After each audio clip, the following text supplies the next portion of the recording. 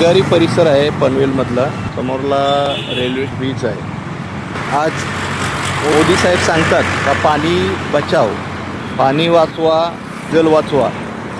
आज ह्या परिसरामध्ये 24 तास पिण्याचं पाणी आहे तो वाया जात आहे. इथे लिकेजेस आहे. नगरपालिका प्रशासनाने लक्ष देणं गरजेचं आहे. हा पाणी गटारामध्ये चाललेला आपण पाहू शकतोय. लाखो लिटर पाणी वाया जात आहे. पाणी वाचवला तर 24 तासामध्ये 2-3 अपार्टमेंटला पाणी पुरवता येईल एवढं पाणी वाया जात आहे. हे पनवेल महानगरपालिकेने लक्षात घेणं गरजेचं आहे. किती जोरात पाण्याचा प्रवाह आहे आपण पाहू शकताय. एवढा जोरात पाणी हा वाहत आहे.